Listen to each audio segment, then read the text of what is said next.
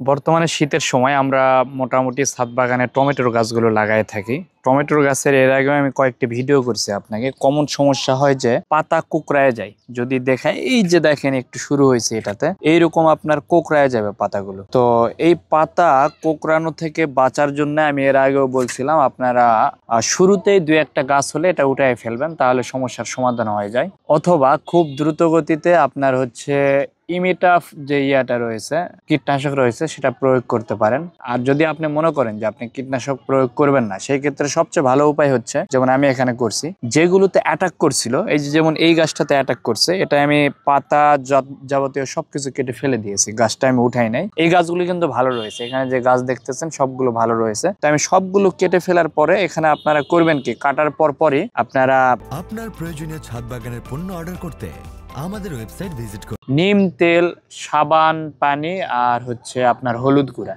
এগুলো মিক্সার করে এর আগে আমি দেখাইছিলাম। এটা ভালো মতো স্প্রে করে গাছটা ধুয়ে দিবেন। হয়তোবা এরপরে এটা একটা সমাধান আসতে পারে। তারপরে যদি দেখেন যে না, পাতা কোকড়ায় বের হচ্ছে, তাহলে এই গাছটা আসলে ফেলে দেওয়া দরকার। যেহেতু আমরা ছাদ বাগানের জেনারে রয়েছে, আমরা হচ্ছে চাচ্ছি না কীটনাশক ব্যবহার করার জন্য, আমরা অর্গানিক ওয়েতে কিছু উৎপাদন করে যেন আমরা খাইতে পারি, এই উদ্দেশ্যে ছাদ বাগানগুলো করা। কীটনাশক সহ যদি খাইতে হয় তাহলে এত খরচ করে ছাদ বাগান করার আসলে দরকার নাই। এটা আপনি নর্মালি হচ্ছে বাজার থেকে টমেটো কিনতে পারবেন মাত্র 10 টাকা বা 15 টাকা 20 টাকা কেজি। আর এই জায়গায় যে আমরা এটা করতেছি, এখানে একটা খরচ রয়েছে, বেডের দাম রয়েছে, আমরা এখানে রেডিমিক্স মাটি দিয়েছি, তারপরে গাছগুলো রোপণ করতে হয়েছে, তার একটা পরিচর্যা রয়েছে। তো যার কারণে আমি বলবো যে আপনারা কীটনাশক না প্রয়োগ করে সমাধান করার চেষ্টা করেন, না হলে কিছু গাছ উঠায় ফেলে দিতেই হবে। আপনার যদি সর্বোচ্চ 8-10টি গাছ হয়ে যায় আপনার টমেটোর ভালো মতো স্বাস্থ্যসম্মত, দেখবেন এগুলো টমেটোই আপনি শেষ করতে পারবেন না উঠে, প্রচুর টমেটো ধরে এগুলোতে। তো আজকে এই পর্যন্ত, সবাই ভালো থাকবেন, সুস্থ থাকবেন, আল্লাহ হাফেজ।